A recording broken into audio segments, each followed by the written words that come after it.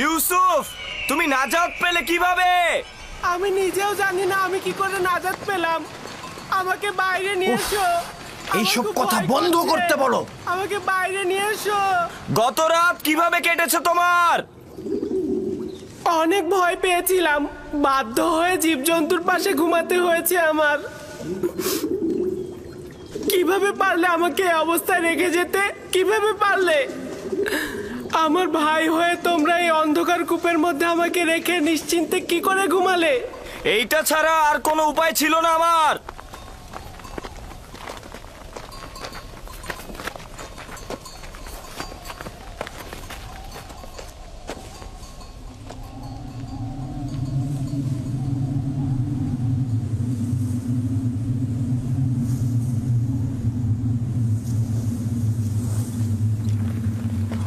সামন, কে হতা? দেখো ওটা কি? তুফান আসছে।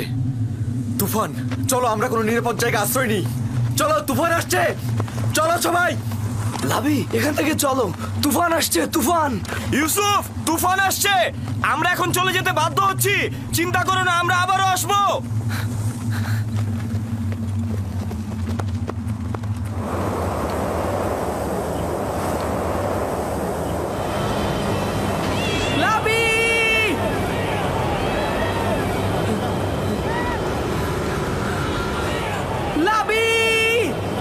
বাইরে কি হচ্ছে?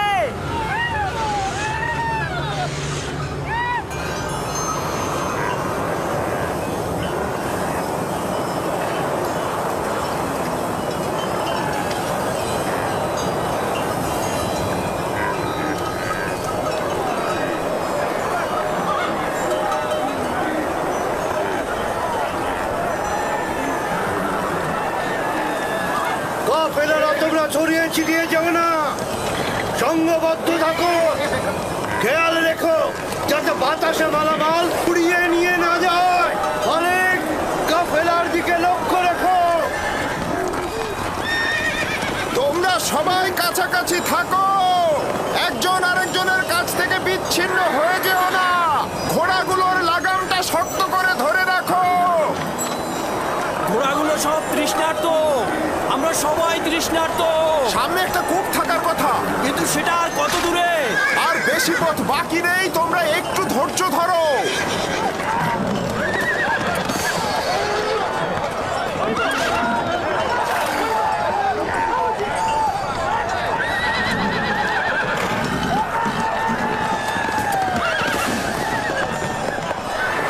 জনাবে মালিক, একটু কষ্ট হলেও পথের দিকে লক্ষ্য রাখবেন, না হলে কিন্তু পথ হারিয়ে ফেলবেন।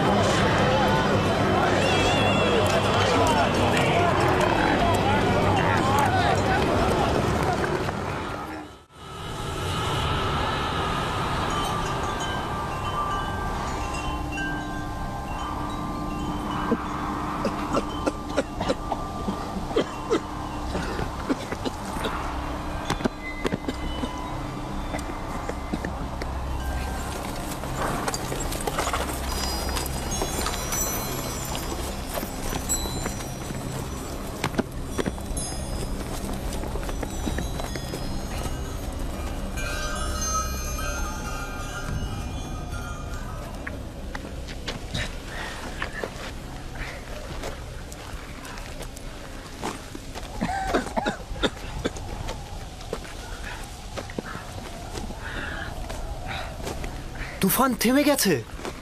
এইটা আবার কেমন তুফান? খুব ভয়ানক তুফান ছিল এটা, কিন্তু হঠাৎ শুরু হলো, হঠাৎই শেষ হয়ে গেল, বুঝলাম না।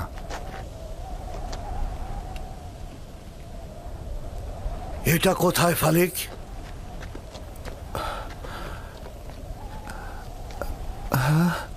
খোদা আমাদের রহম করুক, আমরা তো রাস্তা হারিয়ে ফেলেছি। মনে হচ্ছে আমাদের দিগ্ভ্রান্ত করার জন্যই তুফানটাকে পাঠানো হয়েছে।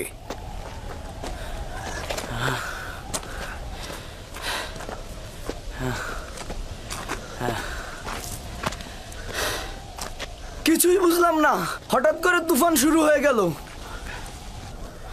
আবার দেখতে দেখতে চলেও গেল।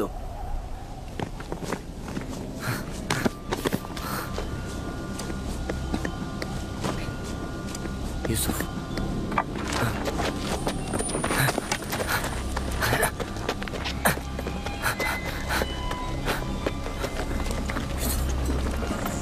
এখন কি করব?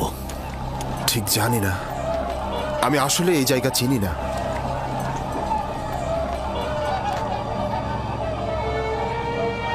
ইউসুফ, তুফান শেষ হয়ে গেছে, ভয় পেও না, আমি এখানে আছি। আমি ভয় পাচ্ছি, আমাকে বাইরে নিয়ে যাও। একটু বোঝার চেষ্টা কর, আমি এটা পারবো না। এই পাখিদের যাতায়াত কোনো নিশানা হবে। আমরা এই দিকেই রওনা হব। আমরা রওনা হব, এই পথ ধরেই যাব। সবাই প্রস্তুত হও। আমরা কিভাবে জানবো যে আমরা সঠিক পথেই যাচ্ছি? আমাদের তো একদিকে রওনা হতেই হবে। আমি পূর্বপুরুষ ইব্রাহিমের উপর তাওয়াক্কুল করেছি, আশা করি আমরা পথ পেয়ে যাব। কিন্তু আমরা যদি সঠিক পথ খুঁজে না পাই, তাহলে কিন্তু আমরা সবাই মৃত্যুর মুখে ঢলে পড়ব। আমাদের কাছে কতটুকু পানি রয়েছে ফালিক? এক মশকের অর্ধেক, আর সবার পানি শেষ। দেখো, যে বেশি তৃষ্ণার্ত তাকে দাও। এটা আপনি কি বলছেন জনাব? এই পানিটুকু শেষ হলে আমাদের মৃত্যু অবধারিত। জীবন যেমন একসঙ্গে, মৃত্যু একসঙ্গে। পানি সকলের জন্যে, যদি না থাকে তাহলে কেউ পাবে না। এটা একদমই ঠিক নয়। এই সময় এসে তুমি নিজের কথা ভাবছো।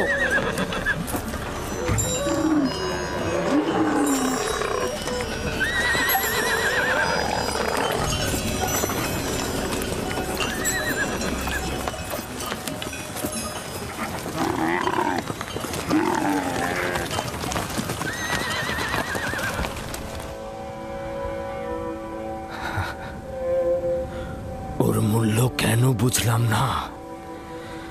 ও তো খোদার আমানত ছিল। খোদার তরফ থেকে নির্ধারিত হয়েছিল ও জমিনের নবী হবে। আমি ভালো পিতা হতে পারলাম না। যদি পারতাম তাহলে ওকে ভালোবাসতাম, নিজ হাতে ওকে দুশ্মনের হাতে ছেড়ে দিতে পারতাম না।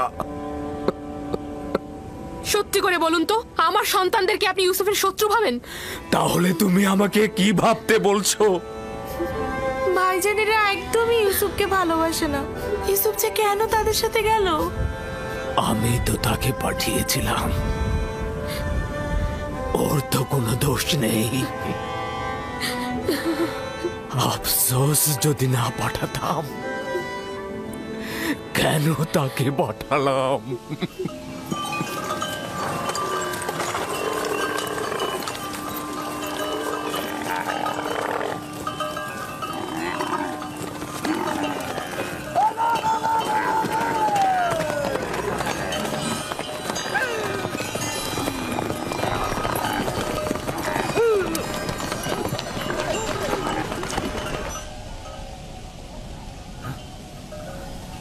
একটু সবুর করো, দেখি শব্দটা কিসের।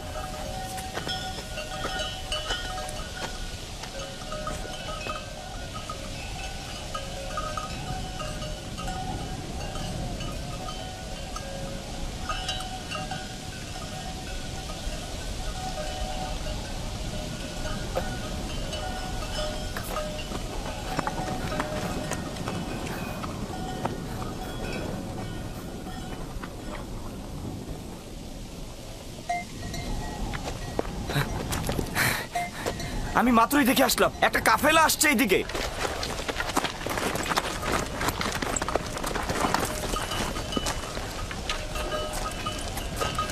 সত্যিই তো এদিকে আসছে।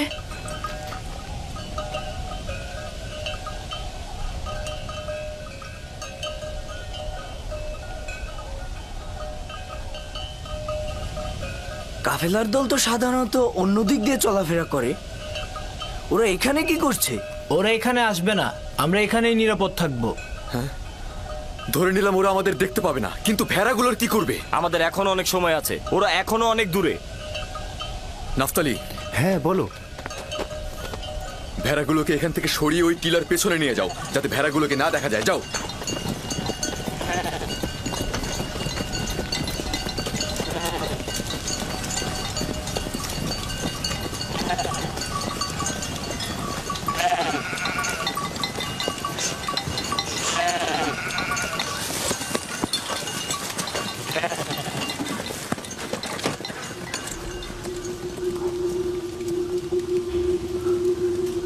এখানেই থাকি আমি। ভেড়াগুলোকে আর দেখতে পারবে না। আমি টিলার কিনারায় ওই নির্জন বৃক্ষটাকে চিনি। ওইটা কেনানের পাথুরি এলাকা। ওই বৃক্ষের তলে একটা পানির কূপ রয়েছে। যদি অনুমতি দেন তাহলে এই সংবাদটা সবাইকে দেই। ফায়দা নেই, ওই কূপের পানি লবণাক্ত। আপনি নিশ্চিত ওই কূপের পানি লবণাক্ত? হ্যাঁ, বেশ কয়েকবার আমি পথ অতিক্রম করেছি। এই কূপের পানি জীবজন্তুর জন্য উপযুক্ত নয়। কিন্তু পানি না পেলে কাফেলার সবাই মারা পড়বে। কিছু একটা করুন। আমাদের এখন কাজ হচ্ছে যত তাড়াতাড়ি সম্ভব রওনা করা, পরবর্তী কূপের কাছে তাড়াতাড়ি পৌঁছানো। কাফেলারদের যদি বাঁচাতে চাও তাহলে দিনের আলোর মধ্যেই পৌঁছাতে হবে। চলো, রওনা করো। সবাই রওনা হও, আমাদের খুব দ্রুত যেতে হবে।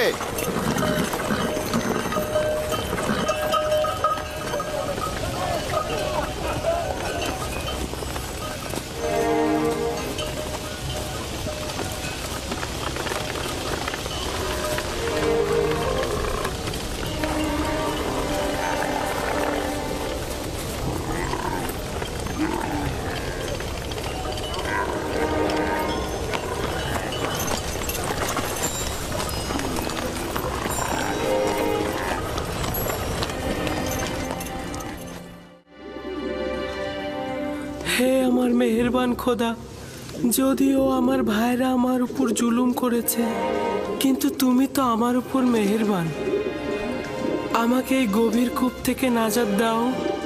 আমি অঙ্গীকার করছি, যদি নাজাত পাই পুরো জিন্দেগি তোমার ইবাদত করে কাটাবো এবং সব সময় তোমার ফরমানে অনুগত থাকবো।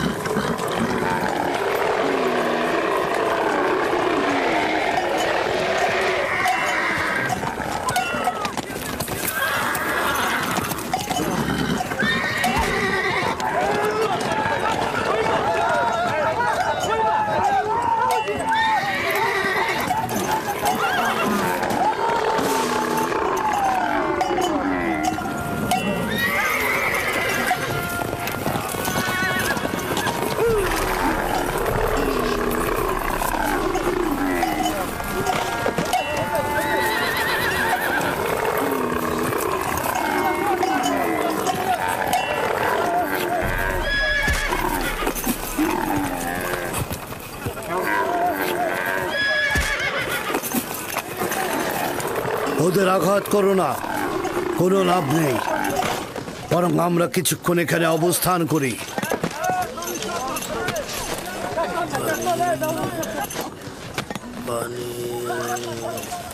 রহস্য কি? ওরা পানির ঘ্রাণ পেয়েছে। জীবজন্তু তো আর বোঝে না যেটা লবণাক্ত পানি। আমার মনে হচ্ছে এখানে অন্য কোনো ব্যাপার আছে। প্রাণীগুলো এমন করছে কেন? পানি, একটু পানি খাবো। আমাকে একটু পানি দাও, পানি।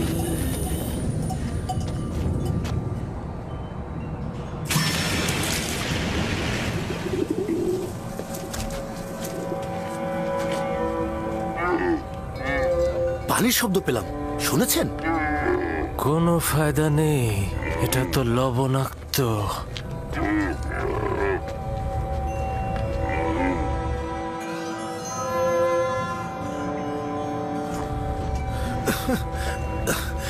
আমাকে একটু পানি দাও, আমি পানি খাবো। পানি দাও, দাও একটু পানি। এই কূপের পানি কি সত্যিই খাবার উপযুক্ত নয়? এই বৃদ্ধ লোকটি খুবই অসুস্থ হয়ে পড়েছে জনাব। আমরা এখান থেকে কিছু পানি উত্তোলন করি, আর কেউ না হোক প্রাণীগুলো তো খেতে পারবে। শুধু শুধু নিজেকে কষ্ট দিও না, বললাম তো এটা লবণাক্ত। তুলে দেখি না কি হয়। যা ইচ্ছা করো। বালতি নিয়ে এসো।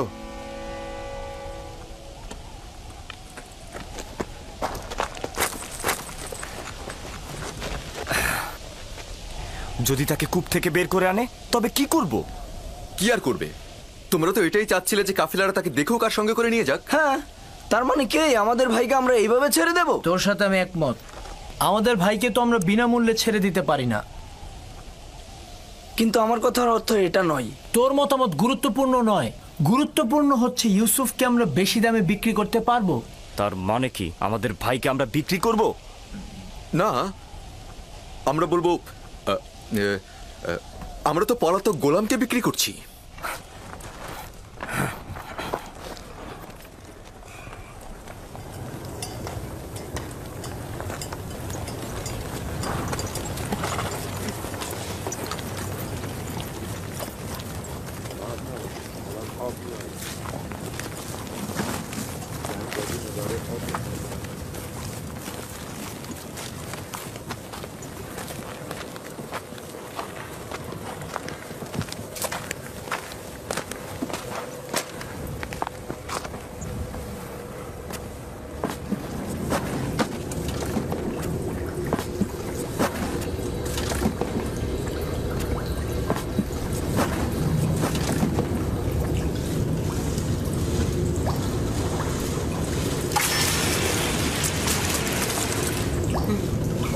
আমি এটাতে করেই উপরে উঠবো।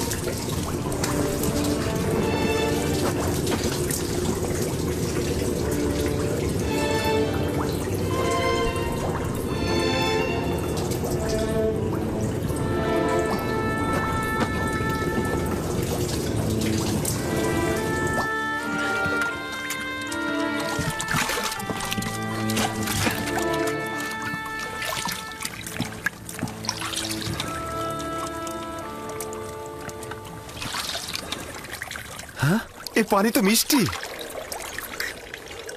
হ্যাঁ তাই তো, এই পানি তো লবণাক্ত নয়।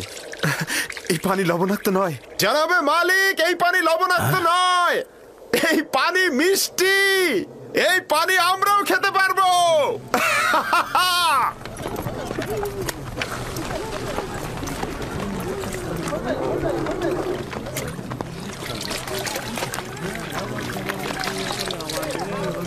আজব ব্যাপার। হ্যাঁ, একটু মুখে নিয়ে দেখুন, কত সুমিষ্ট।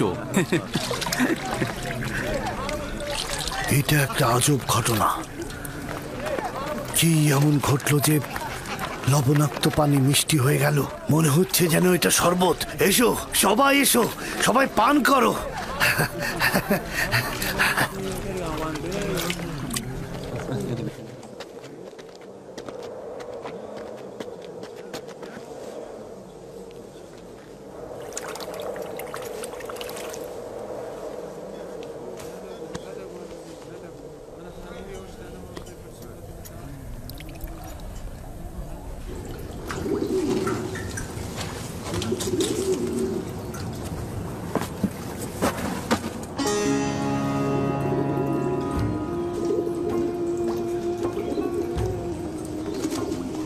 তুমি হলে বান্দাদের নাজাতের প্রতিনিধি, আর এরা হলো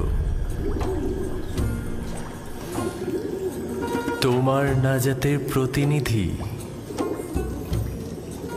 বালতির উপরে বসে পড়ো, যাতে কূপ থেকে নাজাত পাও। এই কূপ থেকে বের হয়ে কি আমি আব্বাজানের কাছে যাব? না,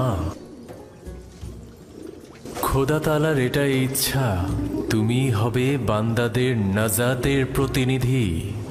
এই কাফেলার সঙ্গে দূরের কোনো দেশে চলে যাবে। তাহলে আমার আব্বাজানের কি হবে? আমি তো তাকে ভালোবাসি। তিনি অবশ্যই তোমার বিচ্ছেদে ধৈর্য ধারণ করবে, এটাই পরবর্তীকারের ইচ্ছা। আর কাফেলাদের কাছে তোমার ঠিকানা গোপন রাখবে। পারতপক্ষে তাদের প্রশ্নের খুব কম উত্তর দেবে। আমার পিতা তো আমার বিচ্ছেদ সহ্য করতে পারবে না। বিচ্ছেদের শোক তো মৃত্যুর শোকের চাইতেও উত্তম। যদি পিতার কাছে ফিরে যাও, তোমার ভাইরা তোমাকে হত্যা করবে। সুতরাং নীরব থাকো, পরবর্তীকারের ইচ্ছার মূল্যায়ন করো।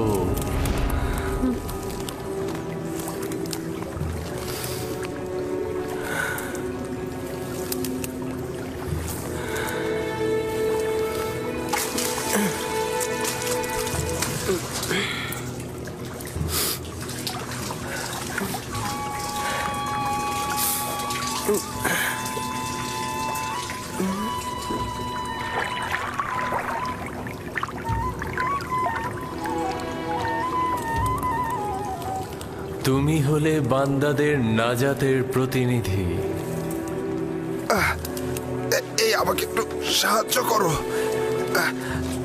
এটা তো ভারী হলো কি করে?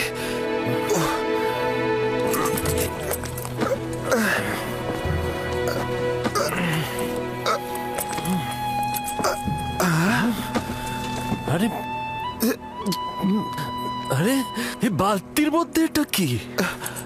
জানাবে মালিক, তুমি কি ফেরেশতা না ইনসান? ওঠো।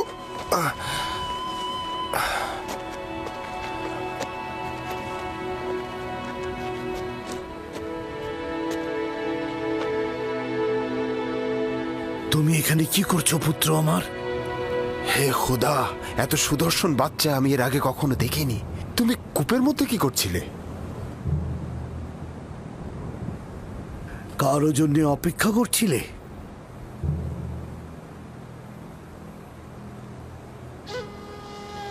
নীরব কেন আছো?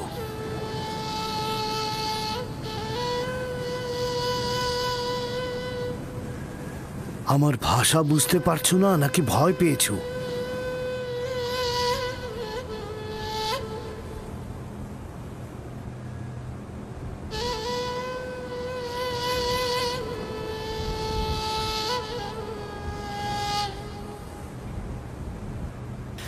সব কিছু বলে শেষ করার আগেই ওর মুখটা বন্ধ করে দিতে হবে।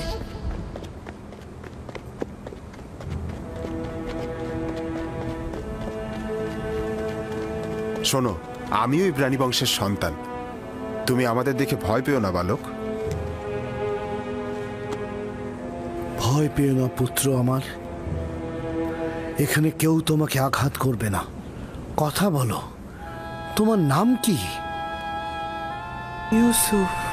কি আশ্চর্য, তাহলে তো তুমি কথাও বলতে পারো। হ্যাঁ, বলো তো দেখি, কোন শহরের অধিবাসী তুমি?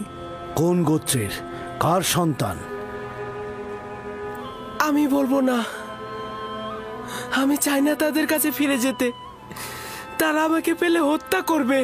তার মানে তোমার আত্মীয়গণ তোমাকে হত্যা করতে চেয়েছিল? ওরাই আমাকে এই কূপে ফেলে দিয়েছিল। কিন্তু কি করা যাবে, তোমাকে তো ফিরতেই হবে। আমাকে তোমাদের সঙ্গে নিয়ে যাও। আমি বাড়িতে ফিরতে চাই না। তোমার পিতামাতার তাহলে কি হবে? না, আমি পারবো না তোমাকে নিয়ে যেতে। তাহলে আমাকে অনুমতি দাও, আমি এমন জায়গায় চলে যাই যেখানে আমাকে কেউ খুঁজে না পায়।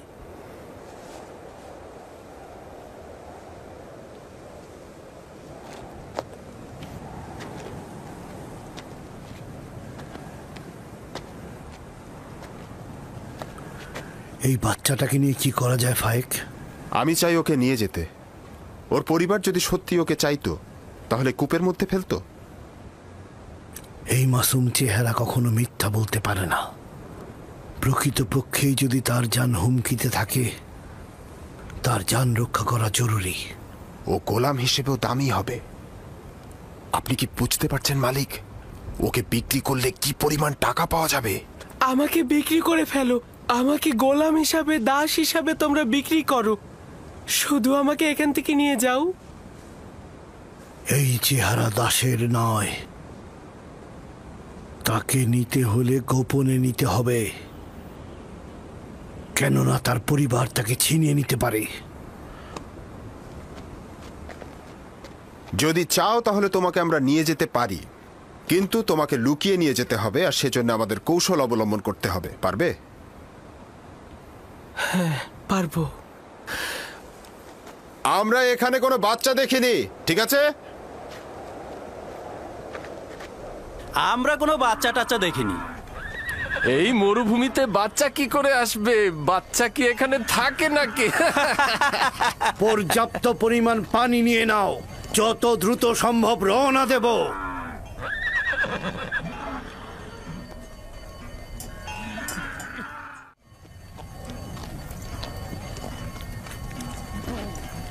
এরা কারা?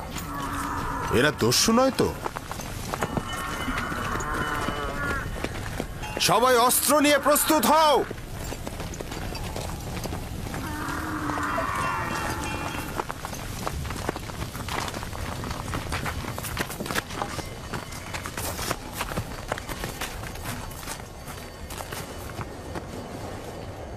আমাদের গোলামকে তুমি কোথায় নিয়ে যাচ্ছ? কার কথা বলছো?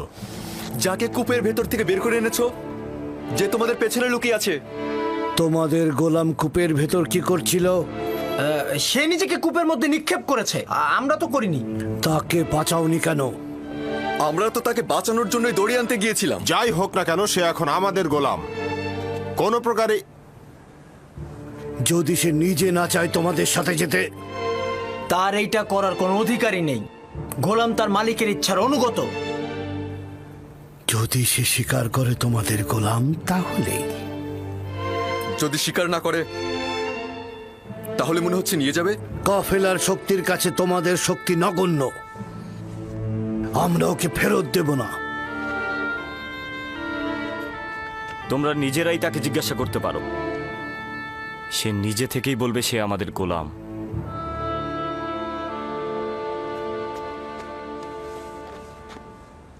তুমি এদের ভয় পেও না, তোমার কোনো ক্ষতি করতে পারবে না এরা। শুধু বলো, তুমি কি এদের গোলাম? আমাকে মিথ্যা বলার শিক্ষা দেওয়া হয়নি।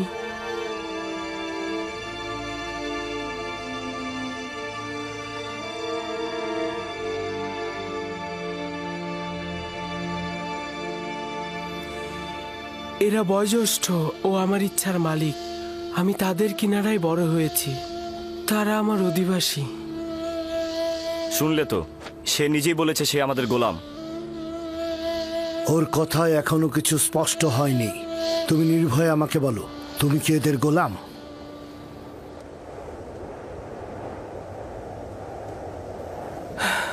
এরা বয়োজ্যেষ্ঠ ও আমার ইচ্ছার মালিক। আমি সুস্পষ্ট উত্তর এখনো পাইনি। আমি তোমাদের ইউসুফকে ফেরত নাও দিতে পারি। শক্তির প্রয়োজন হলেও তাকে নিয়ে যাব। ভুলেও এ কাজ করো না, শুধু শুধু প্রাণটা যাবে। তোমাদের কতলের সংখ্যা আমাদের থেকে কম হবে না। সত্যি করে বলো তো, এই পালিয়ে আসা গোলামের জন্য তোমরা কতটা কতল হবে আর কতটা কতল করবে? থামো সামুন। যদি হাত দ্বারাই গিট খোলা যায়, তবে দাঁত কেন? ইউসুফকে মারার স্বপ্ন দেখছো? তোমাদের এই চোরাচুরির পেছনে যে কারণটা আছে সেটা আমি ভালো করে বুঝতে পারছি। যদি চাও তবে এখানেই সবকিছু ফাঁস করে দেব, আর নইলে কাফেলার সঙ্গে ওকে যেতে দাও। আপাতত বিজয়ের পতাকা তোর হাতে, কিন্তু সব সময় তোর সাথে আমার একটা হিসাব হবে।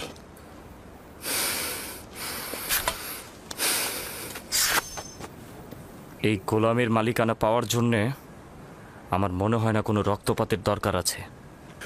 ইউসুফের মালিক হব কি হব না সেটা পরের ব্যাপার। আপাতত এটা বাদ দিচ্ছি। তুমি কি তোমার মালিকদের সঙ্গে যেতে চাও?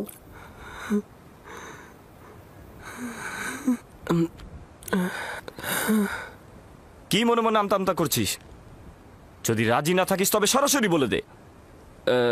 আমরাও পালিয়ে আসা গোলামের জন্য এত আগ্রহী নই। আমরা ওকে বিক্রি করে দিতে চাই। আপনারা কি ওকে কিনতে চান? হঠাৎ এই সিদ্ধান্ত গ্রহণের কারণ জানতে পারি? কিছুটা তো কারণ আছেই। আমরা ওর পিছনে ঘুরতে ঘুরতে ক্লান্ত হয়ে গেছি সেজন্য। ওর মূল্য কত চাও? 1000 দেরহাম।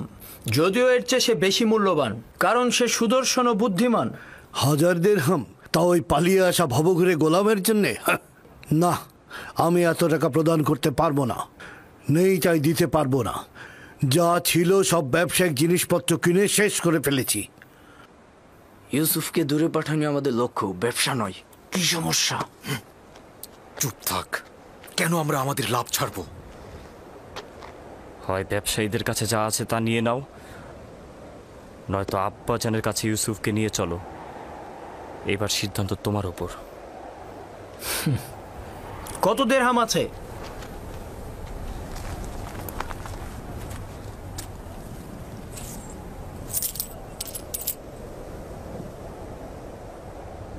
সব মিলিয়ে 18 দিরহাম। জানি ইউসুফের জন্য এটা পর্যাপ্ত নয়। আমাদের এত ইউসুফকে বেশি দামে বিক্রি করার লোভ নেই। হ্যাঁ, ও তো অনেক সস্তা। দুনিয়াতে ওর কোনো মূল্যই নেই। এমনকি আমাদের ভেড়াগুলোর যে মূল্য আছে সেটা ওর নেই।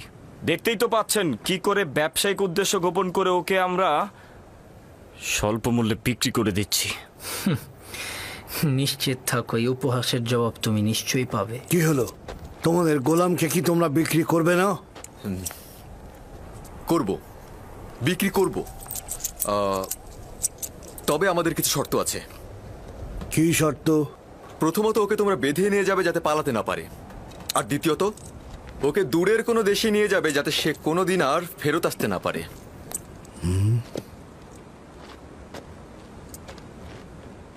যদি একবারের জন্য তোকে ক্যানানে দেখি আমি, তবে জিন্দা ফিরতে পারবি না।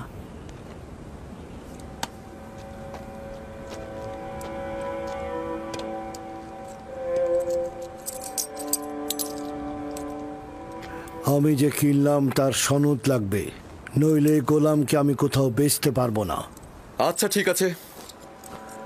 ফালেক, চামড়া ও জওহার নিয়ে এসো।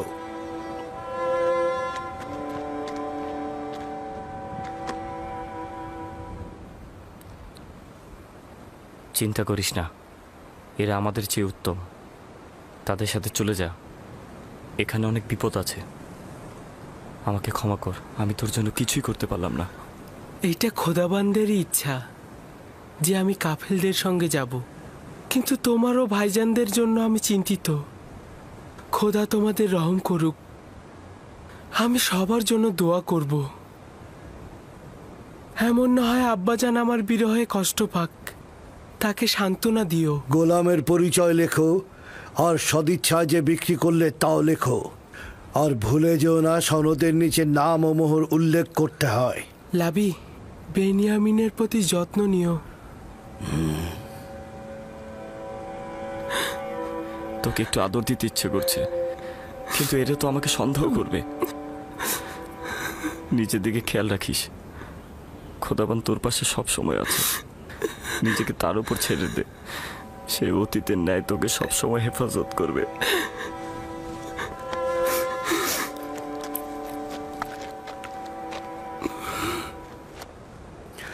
গোলামের হাত বেঁধে ফেলো। যদি পালিয়ে যায় তো তুমি দায়ী থাকবে। সনদটি সিন্দুকের মধ্যে রাখো। আমরা এখনই রওনা হব।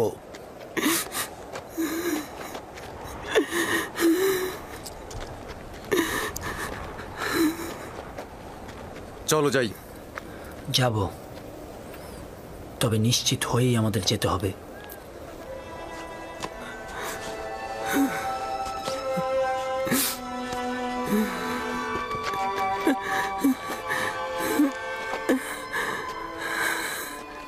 রওনা করো,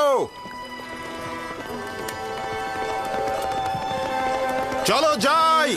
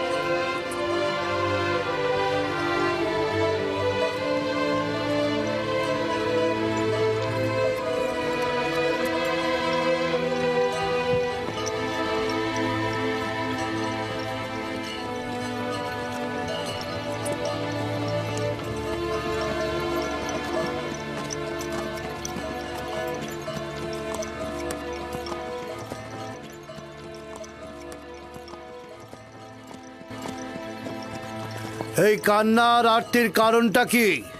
যদি আমার বিক্রেতাদের সঙ্গে খোদা হাফেজি করতে পারতাম, কেউ আমার সাথে খোদা হাফেজি করলো না।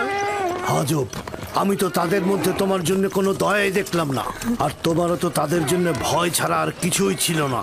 আর তুমি কিনা তাদের সাথে খোদা হাফেজ করার জন্য ব্যাকুল। এটা কি ধরনের আসক্তি? যদিও তারা আমাকে অনেক ঘৃণা করে, কিন্তু আমি তো তাদেরকে অনেক ভালোবাসি। তোমার জন্য এটাই ভালো হবে অতীতের সবকিছু ভুলে যাওয়া, কারণ আজ থেকে তুমি আমার গোলাম।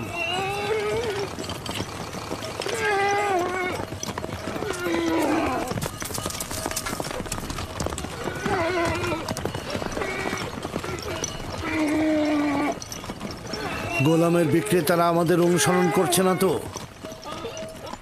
জানি না কি ছলচাতুরি তার সঙ্গে করা হলো।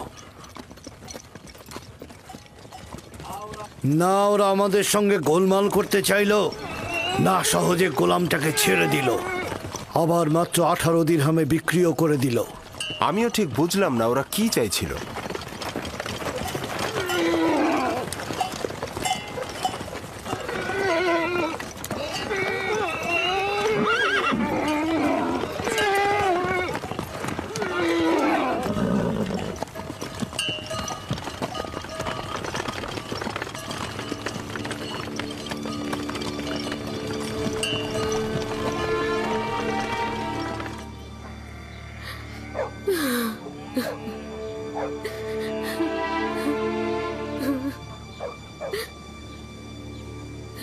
অনুভব করছি ইউসুফের অবস্থা ভালো নয়। বুকের মধ্যে খুবই কষ্ট হচ্ছে আমার।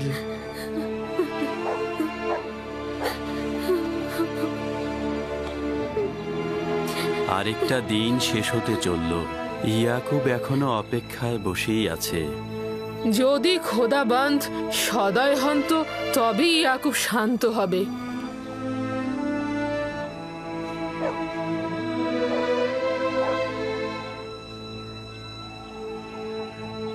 আমার মনে হচ্ছে এই ঘটনার জন্য আমিই দায়ী। খোদাবন্দ আমাদের ক্ষমা করুক। আমি শুধু চেয়েছিলাম ইউসুফ যেন নেতৃত্ব না পায়, ও কতল হোক এটা আমি চাইনি। ইয়াকুব নবী বিশ্বাস করছে না, কিন্তু ইউসুফ তো কতল হয়েছে।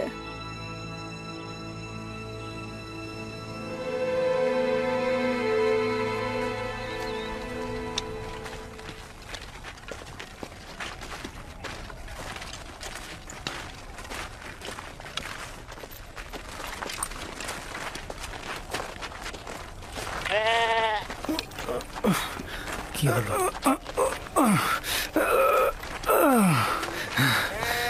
কি হয়েছে? হ্যাঁ,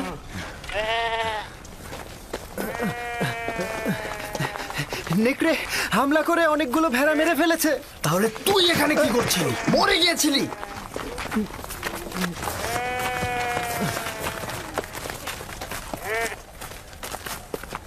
নেকড়ের সংখ্যা অনেক ছিল আর আমি সেখানে একা ছিলাম। কয়েক দিক থেকে আক্রমণ করেছে, এখানে আমার দোষটা কি? আজ পর্যন্ত নেকড়ে একটি ভেড়াকেও মারতে পারিনি, আজ এমন কি হলো? আরো অনেক কিছু ঘটবে। এখন থেকে আরো অনেক বালা মুসিবতের জন্য অপেক্ষা করো। একে একে আরো অনেক বাধার সম্মুখীন হব আমরা। এটা তো মাত্র শুরু, আরো কত বাকি আছে। নেকড়েগুলো যে আমাদের হামলা করেনি এটাই তো অনেক। আমি তোর কথা সহ্য করতে করতে ক্লান্ত হয়ে গেছি।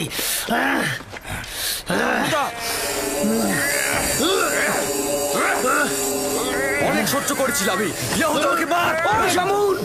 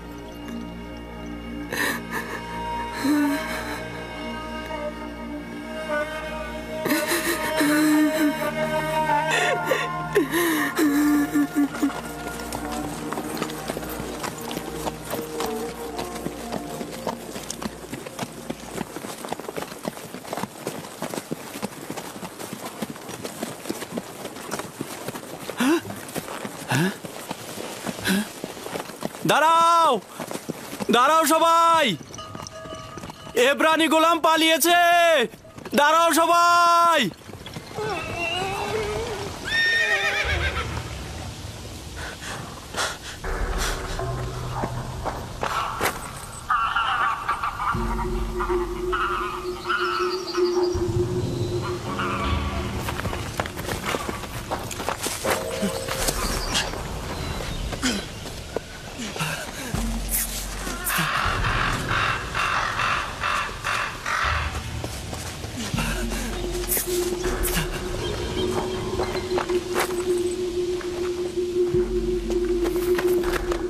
ইউসুফকে দেখেছো? ওই যে ওই বাচ্চাটার কথা বলছি। আমি তো দেখিনি ওকে। কখন নিয়ে আসলে? সঙ্গে করে এনেছিলাম, এখন দেখি ও নেই। তার সাথে তোমার কি কাজ? ফালেক ওকে আমার কাছে অর্পণ করেছিল, এখন যদি হারিয়ে যায় আমাকে কঠিন শাস্তি দেবে।